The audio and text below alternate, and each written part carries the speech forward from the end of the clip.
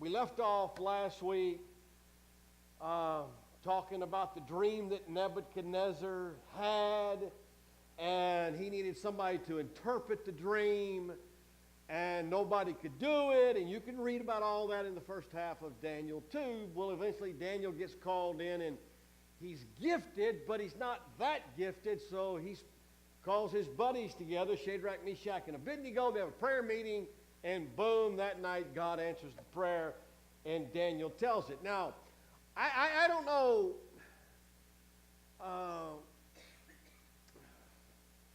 have you ever thought about the impact of one event, one line, one thought in your life?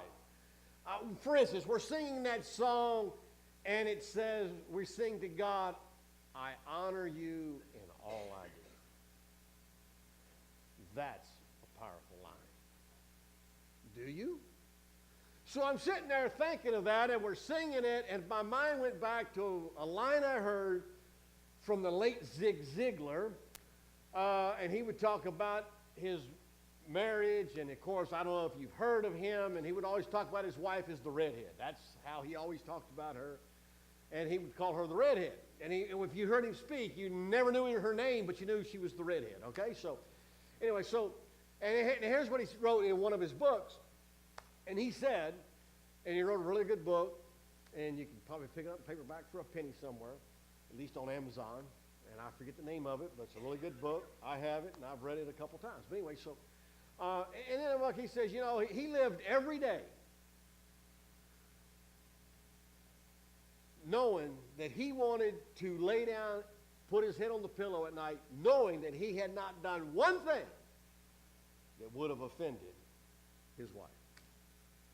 And I thought to myself, that's all any guy needs to know. I mean, really, in a nutshell. But I thought, that one line. And I thought about that over time. I thought about that. And as we sang that song, I thought, well, if I just got up every day and I thought to myself, when I go to bed tonight, I can tell the Lord, everything I did today honored you. What a powerful line. But one line. Or how about one event? Daniel. He had no idea that this event, one event, basically, interpreting Nebuchadnezzar's dream would change the direct trajectory of his life. Daniel's living in exile. He's in Babylon. Wow. Life was out of control to some extent. I mean, when you're 15 years old and you get ripped out of your home country, out of your house in your city, and you're taken to a foreign country, boy, that's talking about the bottom falling out. And I think, okay, people talk about theology. I don't know why it always comes across as this dry topic. Now, if you're Daniel, what doctrine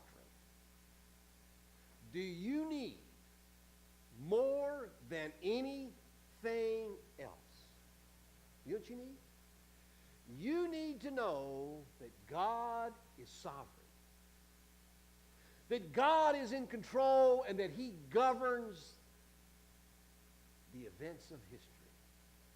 Because you are in a foreign country and you need to know that God's in control. And so in chapter 2 of Daniel, Daniel interprets a dream, and what's the dream all about? That God is in control and that He governs world history. So, listen, I can't go back to last week, but Nebuchadnezzar had a dream of this image, and he's the gold head, and the Bible tells us all of that. And so we left off last week talking about all of that. And so now in chapter 2, Shadrach, Meshach, and Abednego, they meet with Daniel in prayer. Then they fade into the background. Because essentially, their life's purpose at this point is to help Daniel be all he can be. So that's why they show up for the prayer meeting. And I know we live in a day that everybody talks about want to chase your dream. What's your dream? You have a big dream. And the truth of the matter is, some people's dreams, like Barnabas in the New Testament, was to help the Apostle Paul. Um, so John the Baptist, he was the big guy on the stage. Crowds were coming to him by the thousands, and then Jesus showed up. He said, well, y'all need to go follow him. So John's purpose became to help Jesus become all he could be. A lot of people go through life and they always think it's about them, and sometimes it's not. Most people in life will be called to help someone else fulfill their dream. But at the same time, your dreams will be fulfilled. Does that make sense? I mean, like I said, Barnabas was the top guy, and then Paul came on the scene, and then over time, Barnabas went down, so to speak, Paul went up, and of course everybody's heard of the Apostle Paul. Now, the whole world today knows of Paul. The whole world today does not know Barnabas. Right? Anyway, so that's what they did. So Daniel, he takes center stage right now, but have no fear, next week, well, the week after Easter, we'll get to the three guys in the fiery furnace. That's the week after Easter. All right? Anyway, I wonder, though, how many people stop and ask themselves, should I be helping someone else chase their dream? Anyway, just a thought there. All right, so let me give you a couple thoughts before I get going again. As history unfolds, and every day there are world events, okay? It's hard, and it can be very difficult to detect at that moment what God is doing. But he's there. He's here. He was in Egypt when Israel was there living in slavery for 400 years. He's now in Babylon. He's going to be in Persia. And he's in our own lives. So God is present, although it's not always easy to detect. As we often say, hindsight's 20/20. Yeah, we can look back often and see where God was working things out. But on the front end, it's very difficult, distressing, and discouraging because we don't have it figured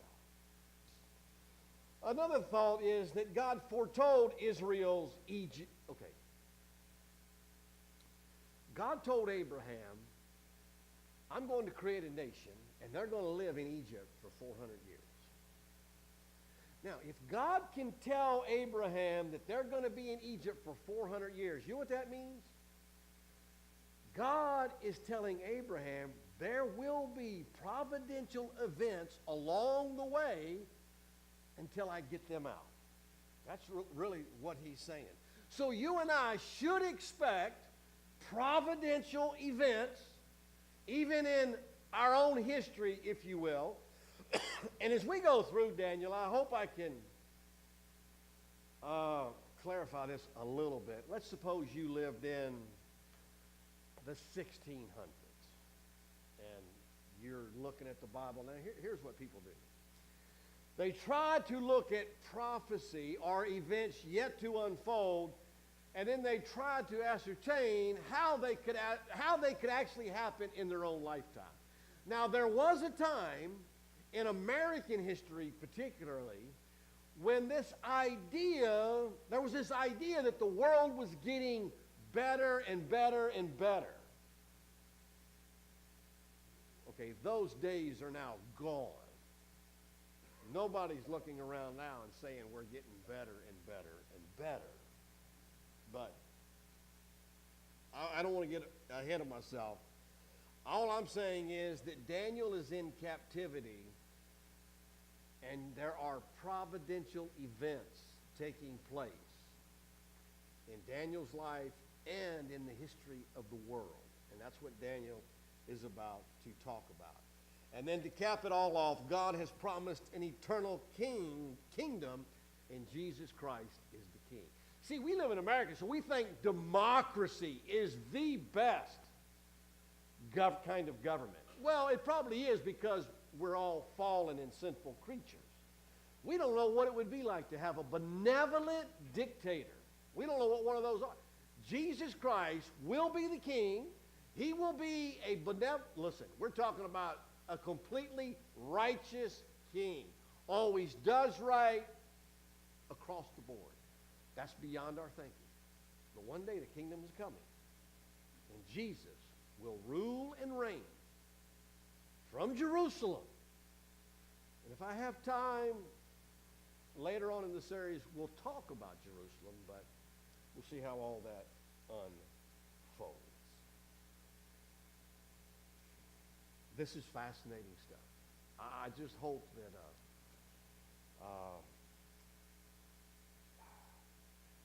I can teach it the way it needs to be taught.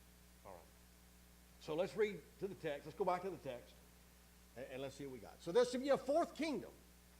Now, once again, last week, the Babylonian Empire, the Medo-Persian Empire, the Grecian Empire, and they're all identified for us. The fourth empire is not identified in the Bible. Okay. Here we go. There should be a fourth kingdom, strong as iron, because iron breaks to pieces and shatters all things. And like iron that crushes, it shall break and crush all these previous empires. As you saw the feet and toes, partly of potter's clay, partly of iron, it shall be a divided kingdom. But some of the firmness of iron shall be in it, just as you saw iron mixed with soft clay. The toes of the feet were partly iron, partly clay. So the kingdom shall be partly strong, partly brittle. As you saw the iron mixed with soft clay, so they will mix with one another in marriage. But they will not hold together, just as iron does not mix with clay. All right. This appears to be the Roman Empire, the two legs representing the East and the West, and the Eastern Empire lasted until 1453, when the Turks overwhelmed the capital in Constantinople. So Rome conquered the world at that time. Now, they didn't go any further east, though, than Israel. Most of their empire was from, if you drew a line straight down, or straight up, from Israel to the west. That's what Rome pretty much conquered. However, at the end of the day, Rome could not conquer itself. That's usually our own problem. We can't get out of our own way. And at the same time, Rome's population had a system of slavery, unlike the slavery that America had, but still, it was half slavery, so it was mixed up with the haves and the have-nots, which really doesn't bode well long term in an economy or in an empire. So, also, in the Roman Empire, people came in and retained some of their own customs. They didn't assimilate all the way. Now, in the Roman Empire, people came in, they kept their Greek language. That was the known language of the day. So, at the end of the day, listen, if you do not have proper assimilation taking place in a culture, the culture will, over time, break down. Look, we have world history. It's just, that's the way it goes. Now, in our own lifetime, typically, Muslims that move into a country or another country, they retain their customs. They typically don't assimilate. Now, they'll assimilate somewhat, but not all the way. And when in their way of thinking, numbers become huge and numerical superiority in order to get more control. Now, probably 20 years ago, well, probably not 20, probably 15 years ago, I knew a guy, and he was involved in international finance, and he would visit countries like Poland, France, and so on, and he would tell me about how that, the Muslims, and one of their goals, and I don't know, but this is what he said, was to eventually, become greater in numerical numerically in the country of places like France to where they can gain control. Now, Carol has a good friend in France who's lived there all of her life, and she told Carol personally that a lot of people, and her included, they're worried about the Muslims. Now, all I'm saying is, because typically Muslims, look around the world, just go to any country that didn't start off as Muslim, but it is Muslim today, is because they do not change their customs. Now, they're willing to wait on a lot of things. They can wait 50 years or 100 years. If you go back to 9/11, that scheme was planned years in advance. See, they can wait. Now, that's beyond our thinking. We have fast food. We have microwaves. We have instant coffee. You get the idea. So I want to come back to that, but I just want to preface that by saying that the Roman Empire, people came in there and they did not assimilate all the way, and eventually it led to the breakdown of the Roman Empire. Listen, things deteriorate over time. I know people don't like to hear it, but America, listen, it will not always be America. Now, I wish I could tell you it will always be this incredible, great country. No, everything deteriorates. Everything. America is no exception. Your car is no exception. Your house is no exception. My dad always said you ought to get a new house every 10 years before everything starts breaking down. Because what? Things break down. Okay? So, your body, okay, it's not getting better. You know what I'm saying? And the great image started at the top. And as you went down, the value of the metals deteriorated. Even God told Nebuchadnezzar in the dream, basically, that the next empire will be inferior. And I believe 30 years from now, America will likely be more inferior today than it is right now. How did I say that? 30 years from now, it'll be more inferior than it is today. Now, in what way? I don't know. I don't know. Listen, in the Bible, okay, you have two philosophies, if you will. In Darwinism, we started in the mud, the bottom, a microorganism, whatever, and we've grown into this incredible, complex human being, so everything's getting better. In the Bible, we started out in the garden, where there was no sin. Everything was just right. And we have deteriorated ever since. And as a result, people don't last, rulers don't last, and America won't last. In fact, we're going to see in chapter 5, and this is world history, Babylon was defeated in one night. Can you imagine? An empire in one night. One night. One night. The most dominant empire of the day was gone in one night. The Medo-Persian Empire, 1 million people in their army, went up against Alexander the Great with only 50,000 men. You know your history. You've heard of Alexander the Great, how he conquered the known world at that time. How does 50,000 people win over 1 million people? Alexander did it. What I'm saying is, you have these empires that are incredibly strong, seemingly invincible. Boom, gone. Well, the image stays intact. In other words, they're not really gone until the fifth empire comes and finally destroys them all. Now, Israel is just an incredible country. You know what surrounds Israel?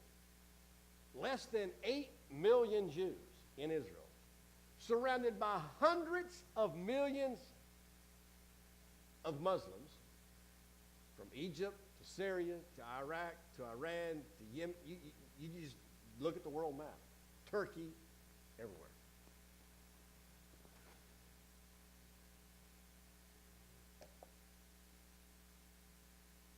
Now, I want you to just keep something in mind. You have this image, Babylon, Medo-Persia, Greece, the Fourth Empire. We said was Rome, could be. I'm going to talk a little bit about that. And then here comes this stone from out of nowhere. That's Jesus Christ. And he will destroy the kingdoms of the world at that time and set up his own kingdom. Now, that's where the world's going. And we know the rest happened. And we know the rest is going to happen. And Israel, listen, should not exist. Should not exist.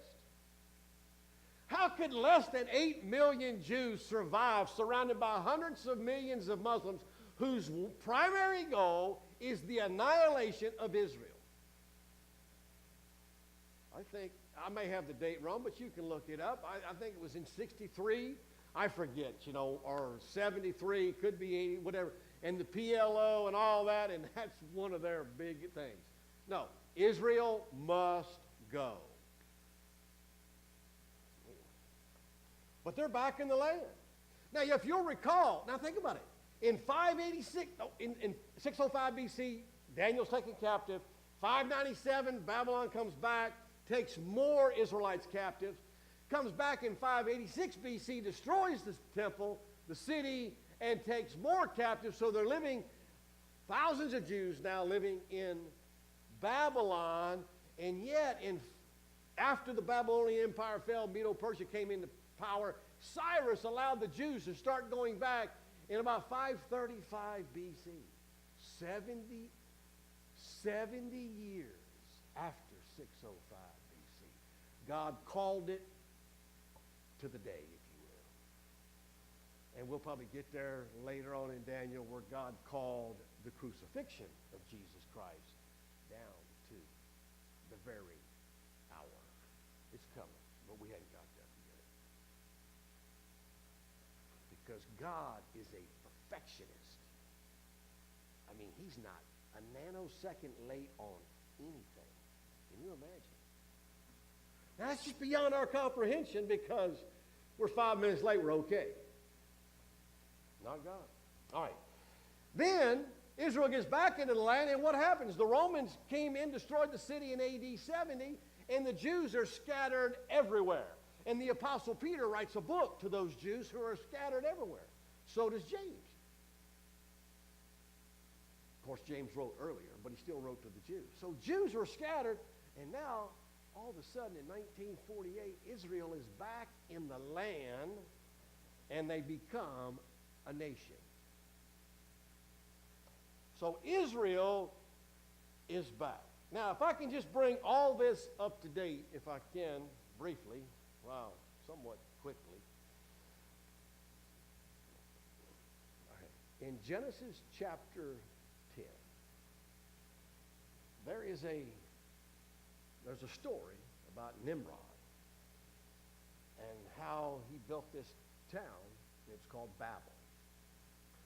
And he built these ziggurats, and they thought they would build these great big temples, and and God came down, broke the party up, gave everybody a different language, they dispersed, and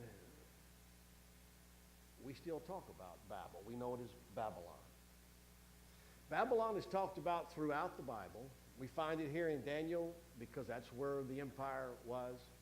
You read about Babylon in the book of Revelation, particularly chapter 17 and 18.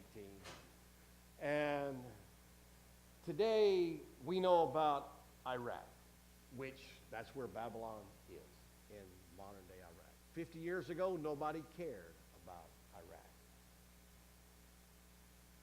Well, 80 years ago, nobody cared about Israel. And then they became a nation.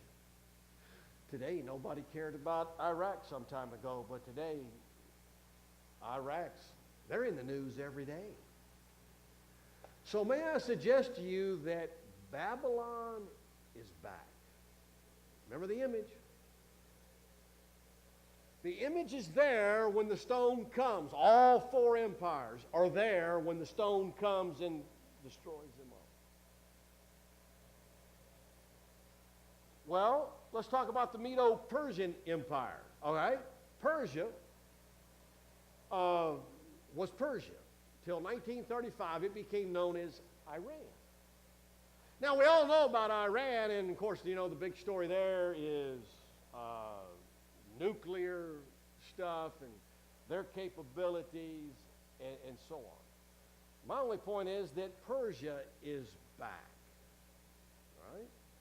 So, what about the third empire? Well, we know about the Grecian Empire. And we're going to see this in a later chapter where during the time of the Grecian Empire, there was a king by the name of Antiochus Epiphanes IV. Hated the Jews, killed thousands of them, went into the temple, slaughtered a pig on the altar, desecrated the temple. Do you know that the Bible says that in the latter days the Antichrist will do the same thing? That he will go into the temple. There will be another Jewish temple. And he'll desecrate the altar. And you can read about that. That's in the Bible. But geographically, and I don't have time to go back into all of the history of the Grecian Empire. When Alexander the Great died, it was broken up into four parts because of Alexander's four generals. But there were two primary parts. One was the Seleucid Empire, of which Antiochus Epiphanes was the big guy. And he was from this, it was basically where modern day Syria is today. So you might say that the Grecian Empire is back because once again, Syria is in the news. Now, I don't know about you, but when I grew up, we didn't hear about Syria. We didn't talk about Iraq. We didn't talk about Iran. I don't think we talked about Iran until the hostage situation, until the Shah was run out, I believe in 1979. So could it be that God is setting the stage in our lifetime? Now, if you'll recall, and I said earlier, and we'll get there in Daniel chapter 12, as we get closer to the end, things become more clearer. I don't know. But I will say that the Grecian Empire is back. So geopolitically, we've got Iran, Iraq, and Syria. They're huge.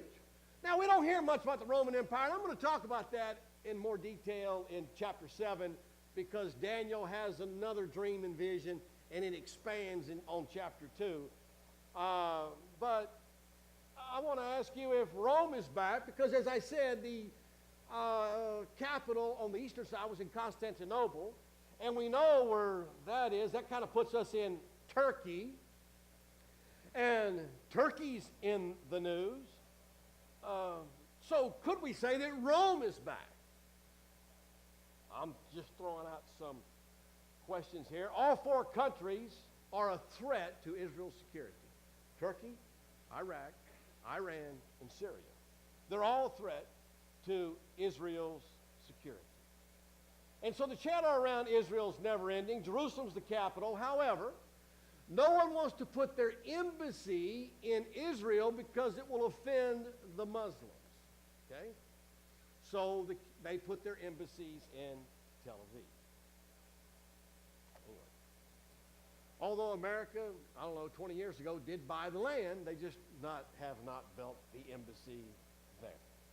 And even the day when Israel became a nation, 6 Arab nations attacked Israel the very day. I mean, there's just no rest. There's just no rest. And the conflict between them and the Palestinians has been going on ever since. Now, NATO, the UN, and the EU have all supported the Palestinians. Now, I don't know about you, and maybe it's just me, but I'm like, okay. The Palestinians claim they have nowhere to go, but they are surrounded by a dozen Arab countries, but they have nowhere to go. So, I'm just curious if this is not all just, it's more religious than it is Now, Jesus said in Luke 21:24 that Israel would fall by the edge of the sword and be led captive among all nations, and Jerusalem would be trampled underfoot by the Gentiles, ruled or threatened by the Gentiles until the times of the Gentiles be fulfilled, until the fifth kingdom. And then there'll be a Jewish king, and that's in Daniel 2:34 to 35. That's in your notes, and I want to just kind of press forward if I can, because I want to talk about the Fourth Empire for just a few moments. The Fourth Empire is never identified. Typically, it's been identified as the Roman Empire because you do have 2 legs, and you do have 10 toes, and a lot of people try to say, well, that's probably because Europe has so many countries and 10 different kingdoms within the empire, so on. In Daniel chapter 7, the fourth beast, there's another image there, and that's the beast, and so we'll talk about that when we get there. In Daniel 9:26, the Antichrist comes. Now, this is where it gets a little. The Antichrist comes from the people who destroyed Jerusalem. That would be the Romans in AD 70. So that means that the Antichrist will come from some final form of the Roman Empire. Okay? I want you to just hang on to that thought. Then you get to Revelation, and it talks about the city being 7 hills, and that's typically referred to Rome, city of 7 hills. However, the Fourth Empire has never been identified, so I want to just throw out something for you. All right? I mean, he does give more details, which we read. So we know that the Fourth Empire, there's some conquest taking place. There seems to be some divisions. You do have 2 legs. The Bible says it's partly strong, partly brittle. It talks about mix one another in marriage, so could be failed marriage alliances, and this Fourth Empire would crush the previous 3 empires. Now, the Roman Empire never really crushed a previous empire. What I mean is they may have won the battle, the war, but to crush, does it mean to crush one's culture, one's religion, one's language? Rome never imposed their religion on their victims. They never imposed their language. They never really imposed their culture. In fact, Rome's often thought of a positive force. We've all heard of the Pax Romana, time of peace. And all roads lead to Rome. All roads lead to Rome. They built roads. They were like, wow, kind of nice to an extent. So, and as you read the New Testament, the Romans tolerated the Jewish religion, and the Greek, the language of the day, continued to be spoken. The Bible, the New Testament, was written in everyday Greek. So what about, let's just throw this out there. What about the Islamic Caliphate? You see, because it began shortly after the death of Muhammad in 632. And it lasted until 1923 when the Ottoman Empire came to an end. But you know, when the Muslims went into a country, they crushed it. They crushed the language. No, the language changed. They crushed the religion. They do not tolerate another religion. And you can just check it out. You can't be a Christian or be, in a lot of Arab countries. And you certainly can't share your faith. No, you just can't. And they crushed the culture and introduced their own culture. And that's why everywhere you look around the world at all the Arab countries, they're all basically the same. They dress alike, speak alike, worship alike, because that's what the Islamic caliphate has done over time. Listen, they dictate the law. They even dictate sexual practices. I mean, they're like, you know, wherever you find Islam, you find oppressive submission. That's just been their history. And they have conquered Babylon, Iraq. They have conquered the Medo-Persian Empire, Iran. And they've conquered the Grecian Empire, Syria. They're all Islamic. They're all Islamic. Now, I know Iran and Turkey have their own language, but their alphabets have been Arabized. At any rate, so you have the statue. Now, could it be that the Islamic Caliphate is represented by the two legs? Now, today, if you're not aware, the Muslims are divided. 14% are Sunnis, are Shias. And I've known a Shia. I don't think I know any Sunnis. I mean, I don't know because I don't ask if I run into one. And they basically, and they actually fight amongst themselves between the Shias and the Sunnis. Now, 86% are Sunnis, and they believe, it's all about who is really the leader after Muhammad died. And I don't want to drill down on all that. But here's what I want to ask you. I got to try to get here quick. Okay, back in Genesis chapter 11. If you recall, we traced Babel to Babylon all the way to Revelation. Well, let's go back to Genesis chapter 11, or chapter 16, verse 11, where the angel of the Lord said to her, and this is Hagar, "Behold, you are pregnant, shall bear a son, and you shall call his name Ishmael."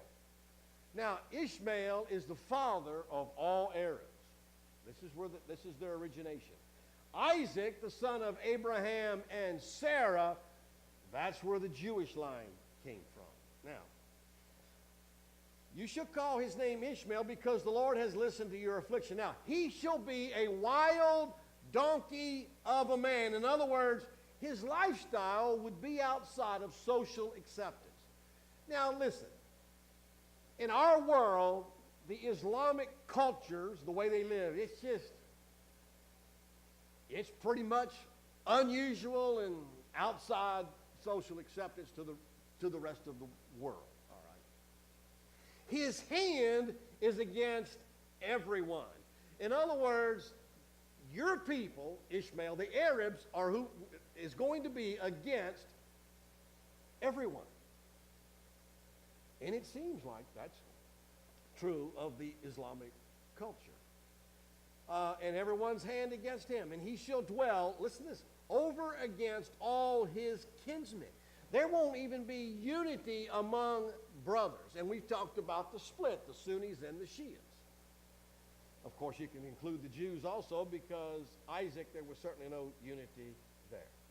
Now, I say all this because some would say that could the Antichrist be an Arab? I mean, when you link all the typology and all the foreshadowing in Scripture, and the Bible is a phenomenal book, could it be that we've got Isaac and Ishmael? Isaac one day will be the father of Jesus Christ, if you trace the lineage, the king of the final world kingdom. And could we go to Ishmael and trace him all the way down to the Antichrist? Isaac's a picture of Christ in the Bible. I'm not saying that Ishmael's a picture of the Antichrist, because the Bible never says that. But we have seen in a matter of decades how the Middle East has changed drastically. And the point is, we cannot be 100% sure on a lot of things. We lack a lot of details. We'll see more as we go through Daniel, but we know that when Christ returns, that Israel will be surrounded by a lot of people who want to destroy it. The Antichrist will somehow come up with some type of a peace treaty and guarantee Israel peace, but he will break the treaty after about 3.5 years. But I can't get into that right now. Jesus Christ is going to come. He's called the stone in Psalm 118:22. He talks about in Luke 20, the stone that the builders rejected has become the cornerstone. And just to give you an idea, and I need to try to wrap it up here. Recently, okay, you need to get outside U.S. news, so to speak, because we're hung up on things. We get hung up on one thing or that, and we hear a lot about the Russia thing. Now look, we'll talk about Russia, because Russia does figure in the end time. But I don't think Russia's our big problem today. Well, I don't want to say that, because Russia does have a lot of access to a lot of uranium in the world. They have access to 20% of the uranium in the United States. They got that in 2013. Now, as you know, there's a lot of talk about Iran and nuclear capabilities, and Russia and Iran get along very well. Russia and Syria get along very well. Russia does have access to uranium, which is highly nice to have access to build nuclear warheads. But what about the guy in Turkey, the president? And I always forget how to say his name. It's Erdogan. I always want to switch two consonants, but it's Erdogan. 15 years ago, he was in prison in Turkey and banned from politics for the rest of his life. Today, he's the president. My only point being, do you see how quickly things in the Middle East can change? So as we talk about prophecy, listen, in 10 years, events can dramatically change. But I do know this, the guy at Turkey, the president, he threatened Europe with sending thousands of refugees at one time. Why? Because he knows that too many refugees at one time cannot adequately assimilate into a culture, and it will bring the culture down. So he was using that as a threat. I mean, who knows better than people of Islam? They know. They know. Well, there's a lot here. And when you read all this, I think of Romans 11:38, the depth of the riches and wisdom and knowledge of God. How unsearchable are his judgments, and how inscrutable his ways. I don't know. I just know that God's in control. He governs world history. And today's leaders will go away. They'll pass off the scene. New guys will arise. New people will come on the scene. We've got elections all the time, whether it's France, Germany, I don't know. They change.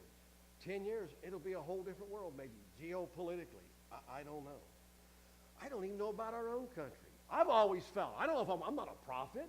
I've always felt that whoever got elected in November would serve one term. You say, well, why do you believe that? Well, I don't know. The national debt bothers me. Okay, that's my big deal.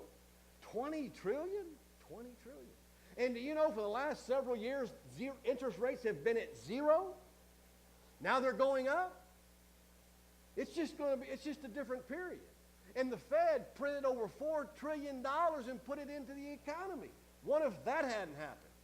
Our economy would be vastly different today had it not been for the Fed keeping rates at zero and the $4 trillion. Those are pretty nice gifts to the American economy.